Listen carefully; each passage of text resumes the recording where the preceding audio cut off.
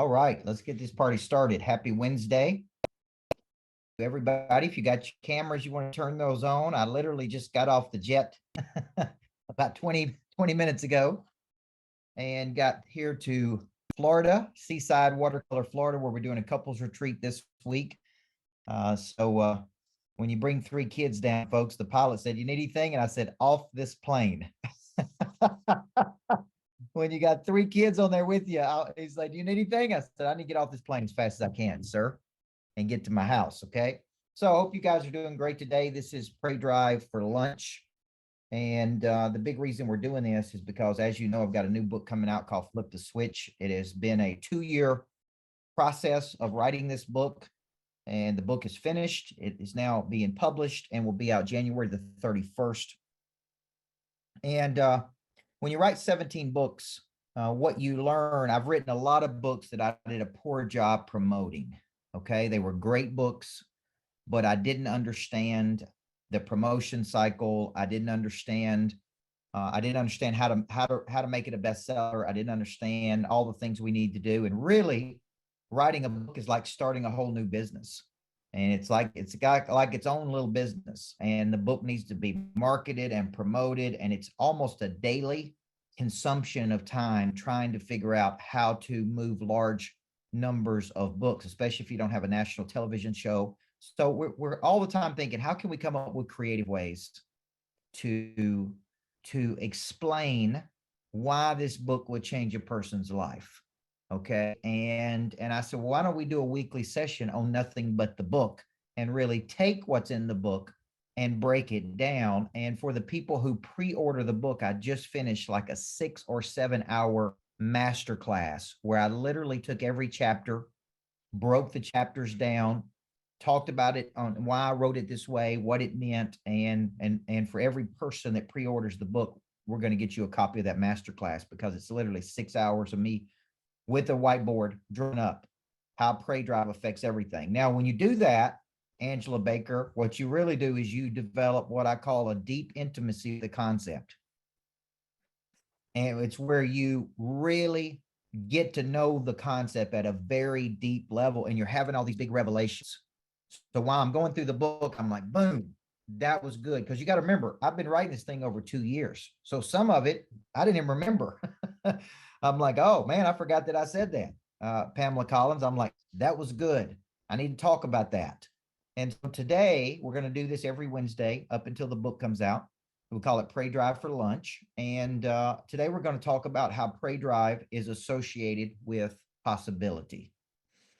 How Pray Drive, and we're going to call this the art of possibility. And let me tell you why this is so important, Garen Johnson.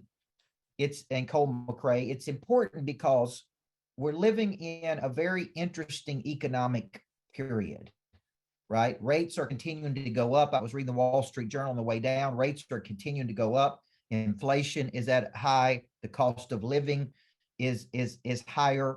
What's interesting is the unemployment is at 2%. So 98% of people are working, but here's the interesting thing. Most people, high numbers of people are working 2 jobs to make it go and to have enough money to live their life. So now more than ever, what people really need is they need creativity, and they need possibility. They need to understand possibility and what is truly possible, because it's easy for somebody to say, well, it's just really hard to make money right now.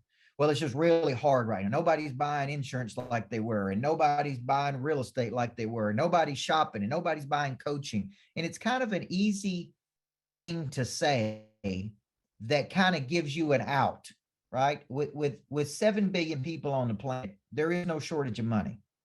There is no shortage of opportunity. There is no shortage of leads. There is no shortage of people. There is no shortage of problems. What there is a shortage of is creativity. And there is a shortage of believing, hey man, anything's possible. And that really starts with a certain component of Pray Drive. Okay. So when you think about this, we're going to talk about how does exposure activate the Pray Drive. Okay. How does exposure activate the Pray Drive? Because I was a high school basketball coach. Okay. For me to fly down to Florida today with my family and kids and assistants and nannies on my own private jet, like Cicely Simpson's on here, right? Like that's very uncommon for a person who grew up where we grew up. Okay. Very uncommon. All right. Now, and I didn't even think about any of these things. Okay. I didn't even think, but I knew if I worked hard and I showed up over a long cycle of time and I developed a hard skill and I found a big problem, that anything is possible. Right. And that's one thing my mother always instilled in me, that anything's possible. Okay. And so if you think, if you have a closed or fixed mindset, you immediately go to negative town. There's no leads. There's no money. There's no possibility. It's expensive. This ain't going to work. Right. Let's just give up on everything that we've been working on for years. No, folks, what you got to do is you got to open the dreamer and the creativity some. And so when you're breaking down Prey Drive, there's 5 activators of that drive, but the one we're going to focus on today is exposure. How does exposure to something activate a person's Prey Drive? And if you are stuck or you can't find a way out of a problem you've worked yourself into, or whatever the case may be, what you really need is to open the mind to maybe a different or new way of doing something. And I call that non-linear thinking. Okay. I went to college for 9 years. I really didn't get serious about any degrees till my 3rd degree. And it was all about creative thinking, creative problem solving. Okay. And it's like, here's a problem. Let's see how smart you are to figure this problem out. And when we would stand up in class and say, this would be my solution at that level, what's called the terminal level or doctoral level, the professor would literally just say right in front of the class, you're not smart enough to get this degree. I can't even believe you're here. Like you won't even make it 3 years. Right. That's how brutal it was. Okay. They would just say, you need to go back and think harder, think better. Well, creativity starts by knowing that anything's possible. If you study probability, it's possible a meteorite hits where you're living today. It is possible. There is a possibility. There is a probability. It's a small probability, but it is possible. It is possible for you to go from where you are, being a multimillionaire. It is possible for you to be a leading authority. It is possible to write a Wall Street Journal selling book. It is possible to have your own plane. It is possible. But if you don't think it's possible, which most people don't, then you'll never even go there in your mind. You go there in your mind before you go there in the body. All things are created twice, first mentally, then physically. Now, what we need to move from A to B is creativity. So there are 3 problems people have I want you to write down, because you are in the business of solving these problems for people. Number 1, they have a confusion. They have a confusion. They don't know what to do. Like, what should I do? Okay. What you bring to that confusion is clarity. Okay. We live in such a distracted world today. Some people just need to be told, this is what you need to do next. Okay. Like when I come into the day, there's so many things I could focus on. This is why I have that level 10 opportunity. What you hear me call a level 10, because the level 10 helps me focus out all the small fish and focus on the big opportunities in front of me. So I may say, what's my top 3 level 10 opportunities? Make this book a Wall Street Journal bestseller. I'm going to get this greatness factory up and going. Success schools is a huge opportunity to get it going. Okay. The insurance side of what we're doing on the insurance business is a huge opportunity. Okay. Those are level 10s. So when little things come up during the day, I don't have any confusion. I'm like, man, I ain't focused on that. I'm not going to focus on drama. I'm not going to focus on the person acting crazy. I ain't got time for all that. I'm focused on big, juicy, lucrative opportunities. So a lot of people have confusion. What should I be doing? Who should I be calling? Where should I focus my time? The purpose of your business is to produce revenue. That's the whole purpose of the business. So if I ask you today, how many revenue producing activities have you already done today that could lead to money? See, there should be no confusion here. This is what I love about getting up at 4:15, being in the gym at 5. I could do 20 or 30 high value activities before 7 a.m., before my kids even get up. Text, email, phone call, scheduling. Like I literally had 20 or 30 high value activities in before 7 a.m. this morning, right? It's like I had a whole nother day. So the confusion is this. I know we can make this work. Let's open up our dreamer. Let's figure this thing out. Okay, I can't get a sale through A. It ain't working through B. And let me give an example. I was coaching mortgage originators yesterday, and I was talking about creativity. Are you giving your prospects 3 options? Right? We can finance it this way. We can finance it. And I asked the main dude, I said, do you have 3 options to give people? He said, absolutely. We got to buy down. We got this. We got this. And he asked all of his mortgage originators, how many of you are giving your prospects 3 options to finance us? Not one person raised their hand. Now, how creative is that? It's not creative at all, right? So I would say you guys don't really want to do a mortgage. It's not as hard to sell a mortgage as you're making it. Give people options, right? That's creativity. So number one, people have confusion and they don't know what to do. And that's what you provide based on your expertise. Number 2, they feel isolation. Right now is a time you should be increasing engagement with people, not decreasing engagement. Right? People ask me, why do I do the stuff I do? Why do I do the morning drive on Facebook? And why do you do 2 sessions a week? They like, man, don't you get tired of doing that? And I'm like, yes. Korean, Fernando. I'm like, yeah, I do get tired of doing it. But here's what I know. The more I stay in a person's life and the more value I add to people, the more opportunities we have to make money. How many of y'all agree with that? The more I add value to people's lives, either free or paid, the more chances we will have to generate income. Okay. So isolation, what do people need? They need engagement. They need engagement. Tell me what's going on. Give me feedback. Tell me what's happening. Stay in my life. Be engaged with me. I got one of our clients every day. He texts me about every 3rd day. He's like, man, I'm praying for you. Just want you to know I'm praying for you. I believe in you. I'm praying for you. Just want you to know I'm there for you. You're doing big things in the world. That matters to me. I'm like, thank you, man. That's important, right? He stays engaged with me. Okay. Number 3, and this is really what we're talking about today, the art of possibility. They feel powerlessness. People have been doing things a certain way, and when that way don't work, they're like, okay, what do I do? What you really want to bring to people, Cheryl, is creativity. Okay, I don't want to start this program. Timing's not right. I understand. Would you give me 30 days? Would you try it for 30 days? Would you just get in the game? Would you just get started? What if we did it this way? See what people need is they need options.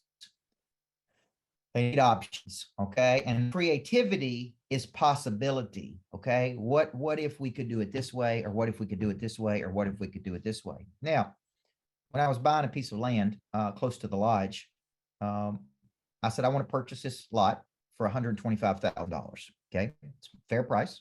I said, but I want to ask you some questions. Would you own or finance it for me? And she said, sure. And I said, would you give me 3 options to finance it? She said, sure. Right. Listen, just by asking the woman, would you own or finance it? Yes. I said, I could purchase it, but I want to keep my capital for the greatness factor because I don't know how much it's going to cost me. So I want to buy the lot, which solves a problem for you. I want to give you exactly what you asked me. All I ask is that you give me options on the payment terms.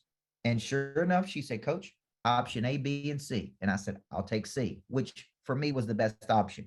Now, all it took was me asking her.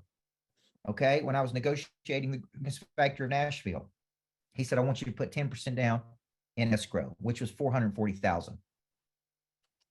I said, you know, ma'am, I'd appreciate if you let me put 5% down versus 10. You know what he said? Sure. It came time to negotiate. I said, you know what? I know you're giving me $800,000 in tenant improvements. Man, I'd really appreciate if you gave me that $800,000 at the closing table and lowered the price from 4.4 million to 3.6 million. Would you do that for me? You know what he said? Sure. And he said, I'll loan you 800,000 if you don't want to put any of your own money in this, Coach. So he lowered the price by 800, and he offered to loan 800 to get the deal done because he was working on 2 or 3 other deals, and he needed to get my deal done to do his deals. Now, let me ask you a question. How many of you guys have heard me talk about remarkable boldness? Remarkable boldness is just asking another person, going, you know what, Angela, I know you want to do this real estate deal. I know you can't seem to get your mind around doing it like we're doing it. would you be open to me coming back and bringing you 3 options? I'm going to work with some mortgage originators, see what our best options are. I'm going to talk to the seller and see if we can pull it, because they want to sell it and you want to buy it, but you're all caught up in this tangle about how to do it. Let's figure out. See, I give Eric and Craig and Mark flexibility. And I say, look, man, we're trying to help. We're trying to put deals together. Okay. Somebody wants my coaching and they can't afford a certain price, then find something they can afford. And as long as it's fair to my company and it's fair to the consumer, I'm okay with it. Okay. Marsha Tucker's in the auction business. When a person wants to auction something, they've got a problem and somebody wants to buy it, right? And so if it's fair for the person selling and fair for the person buying, who cares? It's still helping both people. So what I see people not doing today is being creative as it relates to possibility. Okay. And I said, Tim, you want to get in this coaching program? Okay. You don't like the terms I gave you. Let me back up a little bit and see if I can get you better terms. And if I could get you better terms, would you be open to that? Now, if Tim says, look, I got to think about it, sleep on it, and he doesn't move, I may go back and say, you know what? I came up with another option. If you don't like the first 2 I gave you, man, I thought about this a little bit and I'm giving some more options. I'm doing everything I can to put this deal together with you. Does everybody see that? This is possibility, the art of possibility. Okay. So let me show you some problems and I'm going to give you a real life example of how Pray Drive affects this. How many of you think you're highly talented yet undercapitalized? You're highly talented, but you're undercapitalized. Okay. The solution to this, because this was me, this is still me in a lot of ways. The solution is to get hungry enough to go figure this out so that you don't keep living like this, meaning you don't stay undercapitalized. Okay. Now I'm going to give an example. When I was 25 years old, I went and spoke at an event. I had written my first book called Changing Lives Through Coaching. I had no idea what I was doing, Chris Marks. I mean, none. I was a high school basketball coach and I just written a book. I had no idea how to sell a book. I know I had no idea how to do anything other than go coach. And I went and coached. And a guy walked up to me in the back and he said, man, you're really good. He said, you're very talented. And he said, you could go on the speaking circuit. Now, let me tell you how naive I was. I didn't even know what he was talking about. I said, what do you mean circuit, speaking circuit? He's like, travel the world and speak to people. And then he said this, like Lou Holtz. And I was a basketball coach. Lou Holtz was a football coach. And I go, I get it. And he said, go home tonight and study Lou Holtz. And I went home and I looked online, Lou Holtz. Guess what he was doing, folks? Writing books, speaking around the world. And down in the corner, it said his speaking fee was $100,000. This was back in, I don't even know when it was. It was back in the late 90s or early 2000s. And I'm like, that dude's making $100,000 to talk about winning. And I had a, I can do this. So I was highly talented, but undercapitalized and my creativity kicked in. What do I need to do? I need to write a book like Lou Holtz. I need to start trying to secure some speaking engagements. Okay. People ask me, how do you get speaking engagements? I call people. I talk to people. I follow up with people. I say, Angela, what does it take for me to come to Virginia? How can we put a deal together? How's it a win for you? How's it a win for me? Christian, how can I come to Long Island? Could you get 50 people in a room at this price for me to come to Long Island? Because the jet fuel is expensive. Can you, right? See, what I start doing is people come to me all the time. It's like, I don't know how you get all these speaking engagements. And I'm like, I work my networks. I work my relationship. Okay. I follow up with people and I say, hey, man, we can do something together, but I got to get on a plane. I got to come there. We don't need more money. We need more people. So here are the key questions you need to be asking when it comes to creativity. Number one, who is doing what I want to do? Who is doing what I want to do at a very high level? Number two, how do I get access to these people? How do I get access? Okay. If you notice, I just had Sean Mike at my lodge yesterday. He built an insurance company that has 30,000 insurance agents. You know how I got him at the lodge, Luke? I said, hey, man, why don't you come be on my podcast? Flew in on his private jet, spent an hour and a half with me, then came back the next day. All I had to do was ask. I said, man, you want to get your message out there more? I see you're doing some podcasts. You want to get your message? He said, yes, sir. And I said, will you come in and I'll put you on my podcast? Absolutely. When can we do it? Boom. How do I get access to people who are doing big things? Okay. And the way I get access to people is I have something of value to offer them, or two, I pay for it. I pay for it. If I want to be on School of Greatness, Cicely, then what I do is I go spend 3 hours with Roy Vaden. I pay him $14,000 and I go, hey man, can you get me on School of Greatness with Lewis House? Okay. Who can you introduce me to in your network? And there's people I know that you don't know. And there's people you know that I don't know. The pray drive is I'm going to keep going until he goes, you know what? I can get you on these 3 podcasts. I want to interview on my podcast. I want to get you on these 3 podcasts. I don't use a firm to get me on podcast. I don't use a publicist to get me on things. You know who the publicist is, Eric White? It's a little bald-headed dude, about 5'6", with a lot of pray drive. And I call people and I text people and I video people. Hey, Rory, it's great spending 3 hours with you, man. Let me ask you a question. I really need your help to make this book a bestseller. Can you help me get on some major podcast? And I want to introduce you to some people. Send me the 3 people you want to know that I know that you don't know. And I'd be happy to introduce you to those people and tell you what a great job. Tell them what a great job you did for me. Everybody see that? That's how I do it. Okay. Now, so a lot of people outsource all these things. Like I'm going to hire Tom Gavin to do this and Carmen to do this and Tish Hudson to do this. What I do, I go, look, I don't place my destiny in other people's hands.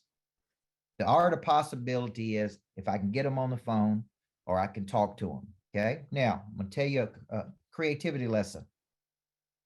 Tim Ferriss, who wrote the 4-Hour Work Week. How many of y'all read that book, 4-Hour Work Week? Anybody? He got turned 35 times by publishers. Dumb idea. That book is probably sold, I don't know, 5 million copies. And he was teaching at Stanford. And he said, I'm going to give you guys a assignment. And he said, the person who completes the assignment, I'm going to buy you tickets to go around the world on me. A one-way ticket around the world, anywhere you want to go. If you just do this assignment, he gave it to 50 people. Your assignment is to call 3 celebrities and get them on the phone. That's all you got to do, and prove to me that you got them on the phone. 48 of the 50 people didn't even try. Here's what they said. There's no way I could get them on the phone. They're famous. I'm not famous. One person said, I'm a big John Grisham fan. I want to write best-selling books like John Grisham. So he went online, found John Grisham's office number, called John Grisham's office, and said, I'm so-and-so. I'd like to speak to John Grisham. And his secretary said, sure, let me put you through to him. And he gets John Grisham on the phone. And he says, I want to write best-selling books like you. And he said, kid, I'll give you 10 minutes. Ask me any question you want to ask. That's how hard it was, folks. Just literally going online, finding their number and calling them. Okay. Creativity, pray drive. Okay. So number 1, who is doing what I want to do? How do I get access? Number 2, how do I get access to these people, even if I have to pay for it? Number 3, how fast can I take action on what I'm seeing them do? How fast can I take action on what I'm seeing them do? So I studied Lou Holtz, and guess what? I started writing books. I started getting speaking engagements. I started moving about. I started going, you know what? I am a championship coach. I know how to do this. I can do this. That's the first step. I can do this. And so I want to give you one more option. How many of you can start feeling your creativity flowing a little bit based on what we're talking about today? See, there's a lot of ways to figure this out, folks. It ain't one way. I don't come at a person one way. And by the way, Gabriel, Joshua, one of the things they're making me do on writing this best-selling book is the affirmations I tell myself every day. I am a Wall Street Journal bestseller. I've spent my whole life preparing for this. There's nobody that understands pray drive better than me. I have something incredibly valuable to offer the world, because if you don't see yourself as a Wall Street Journal bestseller, then nobody's going to see you as a Wall Street Journal bestseller. So the affirmations part was like, that's good. That's what you should be telling yourself. I have something valuable to say that can help millions of people. Okay. Now, let me give you one more example. Then we're going to give you an assignment. I got this new insurance agency called Fortitude that sells life insurance. Okay. And I I posted a post the other night. I keep thinking, how can I pull people in who want to be part of this? What narrative can I tell? How do I get people out there who are highly talented, but they're undercapitalized, right? Who am I looking for? Me 15 years ago. High school coach, working my butt off, raising other people's kids, making 50,000 a year. How many of those teachers are there out there in the world? Okay. So I made a post and I said, man, if you're a level 10 person and you're stuck in a level 4 vehicle and you cannot increase your income, no matter how hard you work or how good you are, I want you to message me because I'm doing a day at my lodge. It could change your life. It's completely free. Come on in. I'm going to be bringing an insurance guy in the insurance agency of 30,000 people. I'm going to introduce you to him and let you spend a couple hours with him. It'll be good for you. Okay. We had a softball coach, championship softball coach, high school championships, college championships, reaches out to me. And I reached back out to him. I said, man, if you work harder, can you make any more money? No. How many years you been doing this? X number of years. Are you tired of doing this? Yes. Here's the deal. Come spend a day with me and I'll show you how to do this. And he came spend a day with me. This was yesterday. And he came up to me afterward and he said, man, you have opened my eyes to all kinds of possibility. I'm a level 10 person stuck at a level 4 opportunity. I'm never going to make more than 70,000. I'm raising other people's kids. I'm exhausted. I said, man, you could make 15,000 in insurance business before Thanksgiving if you got started tomorrow. Okay. So when you're ready, I'm ready. Now, here's the deal. Look at how I told the narrative. I didn't say join my insurance business. You know what I said? If you're a level 10 person stuck at a level 4, come on down and let me open a window for you so you can see a bigger future. And all it took was a couple of hours before every person in that room was like, all right, how do we get involved in this? Okay. Because they could see new opportunity. So if you're out there and you're exhausted, highly talented, undercapitalized, you say, what do I do? Number one, you get hungry. And you get hungry enough to do something about it. You quit whining about it and you quit griping about it and you quit blaming people about it. And you go, where can I go to get around the people I need to get around to have the kind of life I am capable of having? And how did they get it? Okay. Now, Gary, do you know that nobody's ever asked me how I bought that jet? Very few people ask me, how'd you buy it? How much did it cost?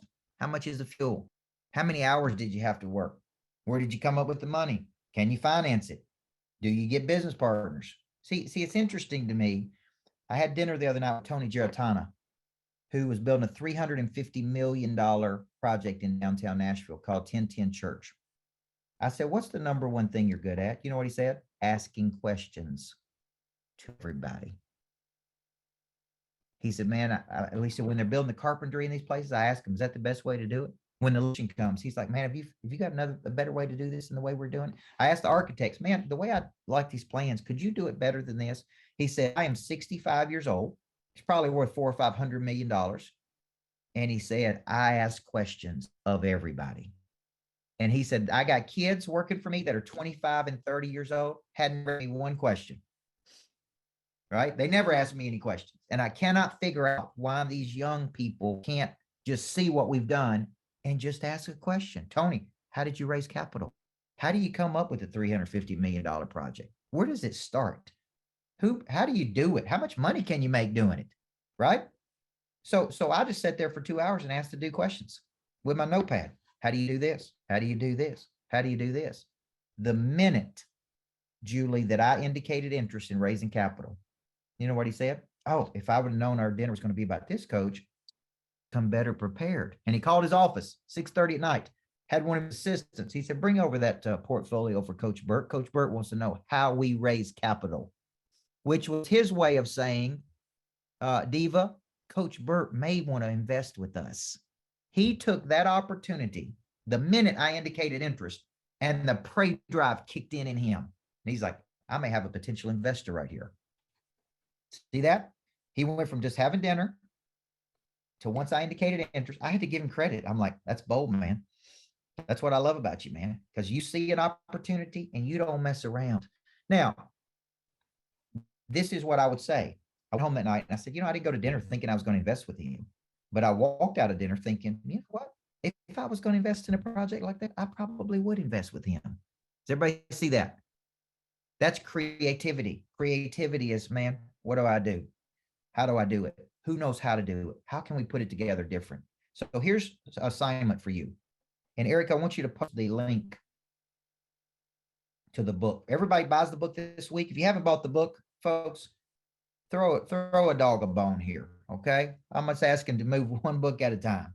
Hey, for the love of God, this Wall Street Journal bestseller is going to kill me. So I'm just asking, just buy one book. If you buy a book, I'm going to give you a copy.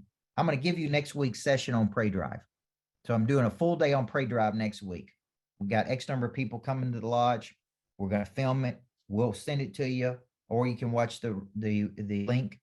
Okay. If you buy it through Amazon, okay. And Eric, do you have the link that I sent you? Because I want them to go through that funnel so we capture their information. If they go to Amazon, Bezos capture their information. Okay. I want to capture their information so we can make sure we get them what they need. Okay. So we're going to give you a pre-order link. You can buy one copy. Okay. You can buy 10 copies. Diva, look at Diva down there in the corner. She bought 250 copies. Thank you, Diva. And I'm going to Omaha, Nebraska. Okay. I was never going back to Nebraska. When Diva asked me, I said, if you'll buy 250 copies, Diva, Coach will fuel up the jet and come to Nebraska with you. So November 15th, I'm going into for Diva. She bought 250 copies. Thank you for that. Okay. So here's your assignment. I want you to go back to 3 or 4. Tish, if you did buy it on Amazon, it's okay. Just send us the receipt or whatever, just so we can get you into the system. Okay. I'm perfectly fine with you buying on Amazon, folks. I want you to go back to 3 or 4 big opportunities that you've had in the last 30, 60, 90 days. And I was working on one on the plane down here. And I want you to present a new idea to them. Could be a deal you thought was dead. Could be a partnership that you've kind of let fall off. But I want you to go back to 3 or 4 people with a new way, a creative way to do what you wanted to do that they didn't. Does everybody see that? Okay. And if it's a real estate deal, if it's a person that wanted to get in their health coaching program, if it's a person that wanted to buy insurance, and I want you to go back and present it in a different way to them and say, you know what, man, I think you want to do something with me and I want to do something with you. And you didn't like the way I presented it to you. And it's okay. Let me step back and represent it in a new way to you. Okay. And come up with some creative way to put a deal together. Right now in this economy, you should be putting deals together, folks. You should be putting deals together. Anything you can. Stack the value. If you can't lower the price, you can stack the value. Yes or no? Just like me saying, if you buy the book for $30, I'm going to give you a full day of coaching. I'm going to give you actually 2 days, because 13th of January, I'm doing a big event. Everybody that pre-orders a book gets copies of the book. If you buy 10 copies, you come to the lodge and spend the day with me. That's, sometimes we charge as much as $5,000 for that. So I'm saying for $3, or $300, you can do that. So what I'm doing, Angela and Marsha, is I'm just getting creative. How do I move copies of this book? How do I do this? Okay, and I'm gonna tell you something really funny. Tim Nelson, and I'll close on this. I was down in Miami with Grant Cardone once, and he was doing one-to-one coaching for $5,000. I'm sitting in his office, and I'm like, dude, you're worth $400 million. Why are you doing one-to-one coaching? I said, do you enjoy that? He's like, no, man, I hate it. And I'm like, why would you do it? Like for $5,000? People got to spend 15 minutes with him, and he would just sit there and listen to him and talk to him. And you know what he said to me? He said, it's just another way to extract $5,000. And I thought, man, you're willing to do, it's just another way to get a person to give $5,000. Okay. And he just kept raising that price, but I never forgot that.